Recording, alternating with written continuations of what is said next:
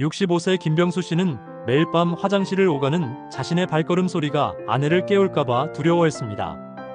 이 이야기는 단순한 중년의 고민담이 아니라 야간요로 고생하는 모든 분들이 밤잠을 되찾고 건강한 황혼을 맞이할 수 있는 실질적인 해답을 담고 있습니다.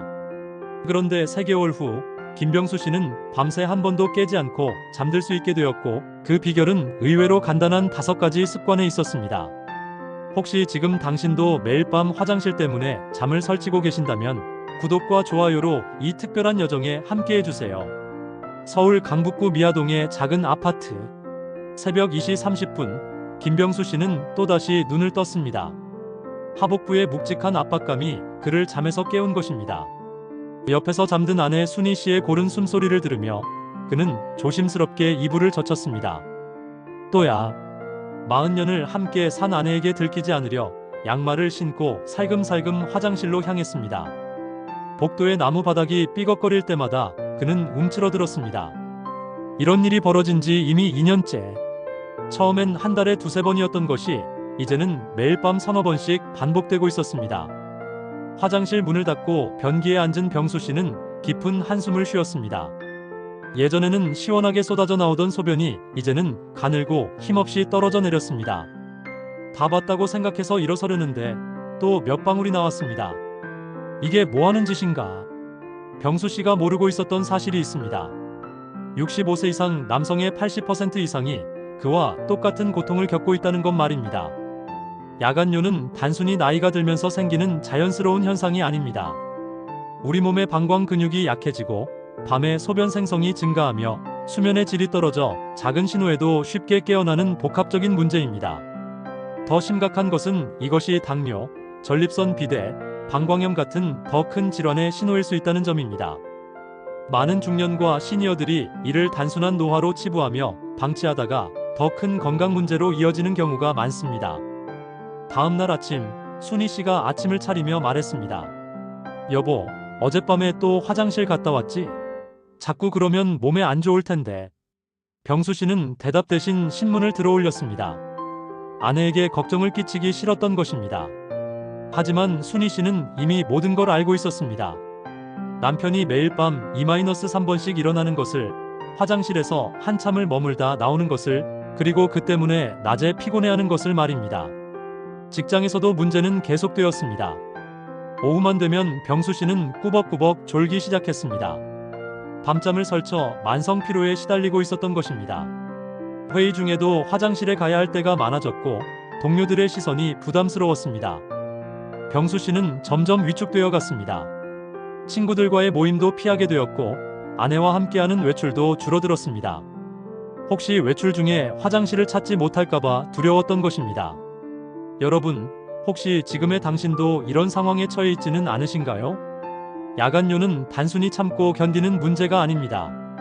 이를 방치하면 면역력이 저하되고 낙상 위험이 증가하며 심지어 우울증이나 치매 위험까지 높아질 수 있습니다.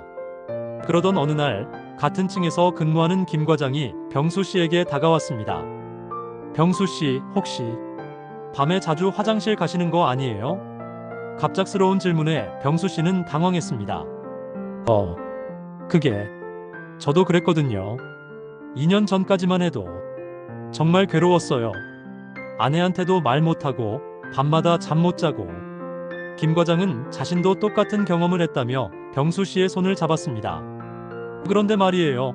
이거 고칠 수 있어요. 제가 실제로 해봐서 아는데 몇 가지 방법만 꾸준히 실천하면 정말 많이 좋아져요. 그 순간 병수 씨의 눈에 희망의 불빛이 켜졌습니다.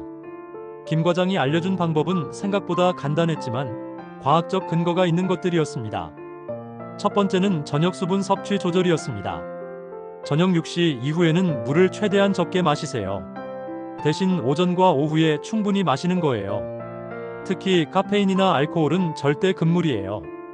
이뇨작용을 촉진시키거든요. 병수 씨는 지금까지 저녁 식사 후에도 습관적으로 물을 많이 마셨던 것을 깨달았습니다. 텔레비전을 보면서 차 한 잔, 잠들기 전에 물 한 컵. 이 모든 것들이 야간요의 원인이었던 것입니다. 두 번째는 케겔 운동이었습니다. 항문과 요도 주변 근육을 5초간 꽉 조였다가 5초간 푸는 운동을 하루에 30회 이상 하세요. 처음에는 힘들지만 한 달만 꾸준히 하면 방광 근육이 확실히 강해져요.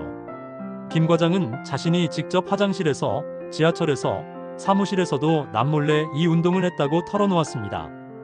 방광을 지지하는 골반저 근육을 강화하는 이 운동은 야간요 개선에 가장 효과적인 방법 중 하나였습니다. 세 번째는 몸을 따뜻하게 하는 것이었습니다. 잠들기 1시간 전에 발목까지 15-20분간 따뜻한 물에 담그고 배꼽 아래쪽에 온찜질팩을 대보세요. 혈액순환이 좋아지면서 방광 기능도 개선돼요. 이 방법은 특히 중년 이후 신체의 혈액순환이 떨어지면서 생기는 방광 기능 저하를 개선하는 데 매우 효과적이었습니다. 네 번째는 잠들기 전 방광 완전히 비우기였습니다. 급하게 보지 말고 충분히 기다려서 잔뇨까지 완전히 배출하세요. 그리고 한 번 더 앉았다 일어나는 것도 도움이 돼요. 많은 중년 남성들이 모르는 사실이 바로 이것입니다. 나이가 들면서 방광을 완전히 비우는 능력이 떨어지기 때문에 의식적으로 충분한 시간을 갖고 배뇨해야 한다는 것 말입니다. 다섯 번째는 수면 자세 교정이었습니다. 다리를 심장보다 높이고 자고 가능하면 옆으로, 특히 왼쪽으로 누워서 주무세요. 이렇게 하면 신장에서 소변 생성량이 줄어들어요. 이는 중력을 이용해 하지에 있던 체액이 심장으로 돌아가면서 밤중 소변 생성을 줄이는 과학적인 방법이었습니다. 병수 씨는 그날부터 김 과장이 알려준 방법들을 하나씩 실천하기 시작했습니다. 첫 주에는 별다른 변화를 느끼지 못했습니다. 여전히 밤에 2-3번씩 일어났고 낮에는 피곤했습니다. 하지만 김 과장은 최소 한 달은 해봐야 한다며 격려했습니다. 이런 생활 습관 개선은 즉효성이 있는 약물과 다르다고 김 과장은 말했습니다. 하지만 한번 효과가 나타나면 부작용 없이 근본적으로 개선됩니다. 2주째부터 조금씩 변화가 시작되었습니다.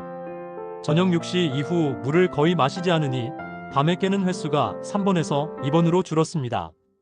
케겔 운동도 처음엔 어색했지만 이제는 자연스럽게 할 수 있게 되었습니다.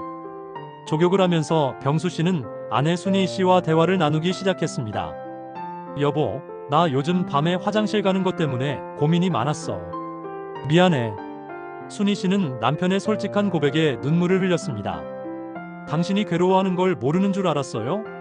나도 함께 걱정했는데 말을 못 꺼냈어요. 그날 밤부터 순희 씨도 남편의 치료에 동참했습니다. 저녁 식사 후 차를 내오는 대신 따뜻한 물로 족욕을 준비해 주었고 온찜질팩도 함께 준비했습니다. 침실에는 다리를 올릴 수 있는 쿠션도 놓아주었습니다. 이 장면은 우리 모두에게 나이와 상관없이 중요한 깨달음을 줍니다. 건강 문제는 혼자 해결하는 것이 아니라 가족과 함께 이겨나가는 것이라는 점 말입니다. 특히 황혼기의 부부에게는 서로의 건강이 곧 행복한 노후의 기반이 되는 것입니다. 3주째, 드디어 기적같은 변화가 일어났습니다. 어느 날 밤, 병수 씨는 새벽까지 한 번도 깨지 않고 잠을 잤습니다. 아침에 눈을 떴을 때 그는 자신의 시계를 의심했습니다. 오전 6시, 밤 10시에 잠들어 8시간을 연속으로 잔 것이었습니다. 여보, 여보. 병수 씨는 흥분해서 아내를 깨웠습니다. 어젯밤에 화장실 한 번도 안 갔어.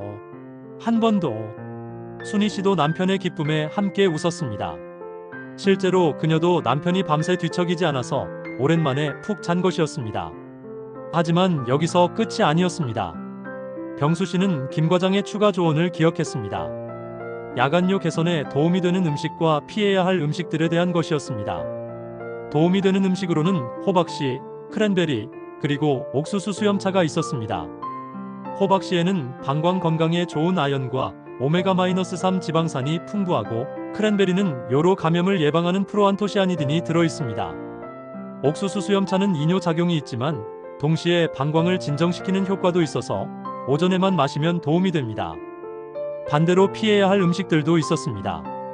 매운 음식, 짠 음식, 인공 감미료가 들어간 음료, 탄산음료 등은 모두 방광을 자극해서 야간요를 악화시킬 수 있습니다. 순희 씨는 이런 정보들을 꼼꼼히 메모해 두었습니다. 그리고 병수 씨를 위해 식단을 조금씩 바꿔나갔습니다. 저녁에는 맵고 짠 음식 대신 담백한 음식을 준비했고 간식으로 호박씨를 준비해 두었습니다. 운동도 케겔 운동에서 더 나아갔습니다. 스쿼트와 다리 들기 운동도 방광 주변 근육을 강화하는 데 도움이 되었습니다.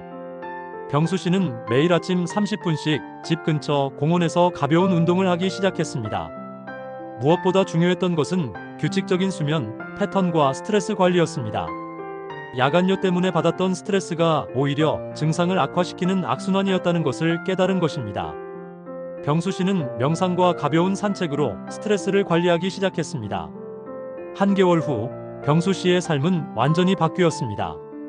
밤에 화장실 가는 횟수는 주 1-2회로 줄었고 대부분의 밤은 연속 7-8시간 깊은 잠을 잘 수 있게 되었습니다. 낮에 졸리는 일도 없어졌고 직장에서의 업무 효율성도 크게 향상되었습니다. 더 중요한 것은 아내와의 관계가 더욱 돈독해졌다는 것입니다.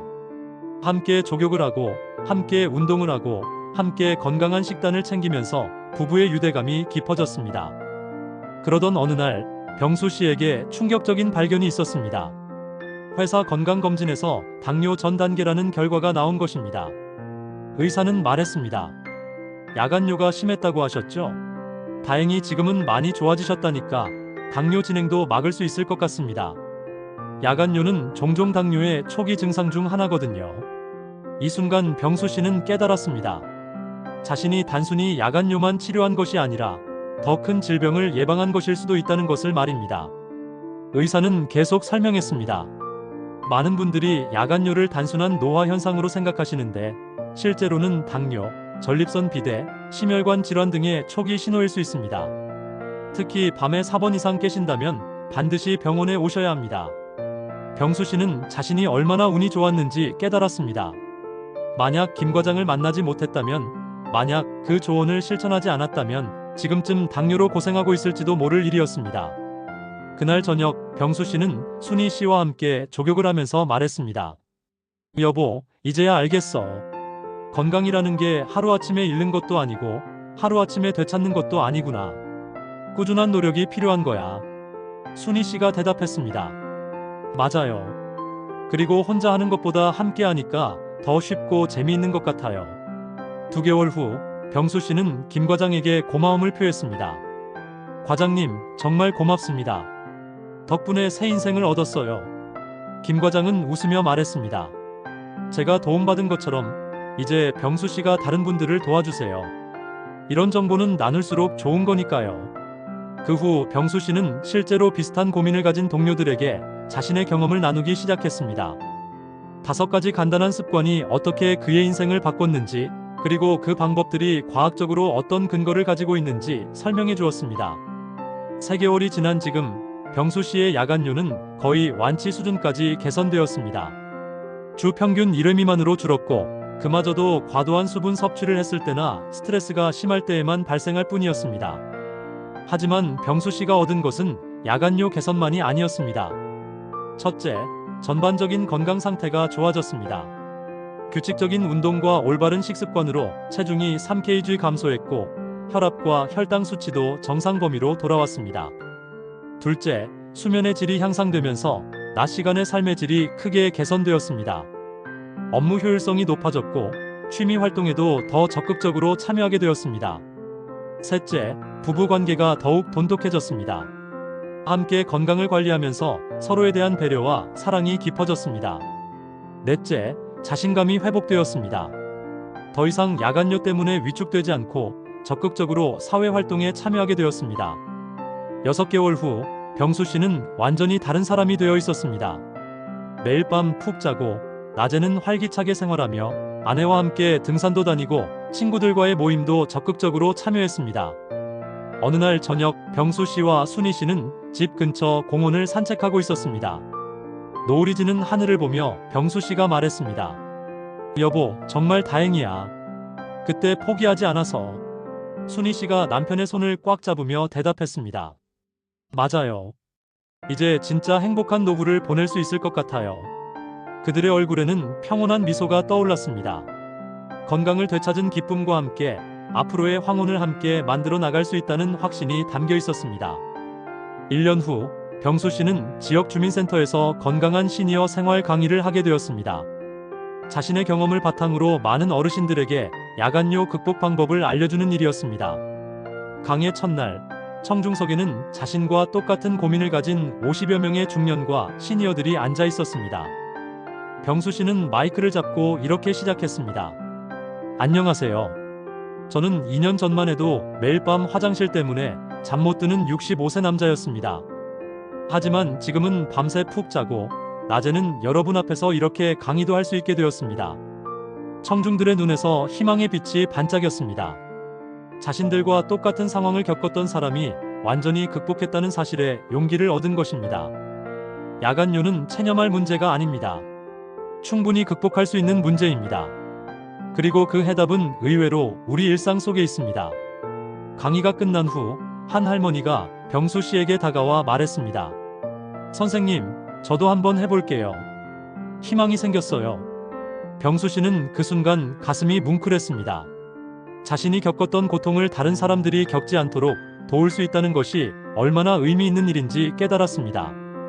그로부터 3개월 후 그 할머니는 병수 씨에게 전화를 걸었습니다. 선생님, 정말 효과가 있어요. 이제 밤에 한 번도 안 깨고 자요. 이런 전화들이 하나둘 늘어나기 시작했습니다. 병수 씨가 알려준 방법을 실천한 사람들이 하나씩 야간요를 극복해 나가고 있었던 것입니다. 현재 병수 씨는 70세가 되었지만 여전히 건강하게 생활하고 있습니다. 매일 밤 깊은 잠을 자고 낮에는 활기차게 생활하며 아내와 함께 여행도 다니고 손자들과 놀아주기도 합니다. 무엇보다 그는 자신의 경험을 나누는 일을 계속하고 있습니다. 지역 주민센터뿐만 아니라 온라인에서도 야간요 극복 방법을 알리고 같은 고민을 가진 사람들에게 희망을 주는 일을 하고 있습니다. 제가 이런 일을 하는 이유는 간단합니다. 병수 씨는 말합니다. 야간요 때문에 고생하는 분들이 체념하지 않았으면 좋겠어요.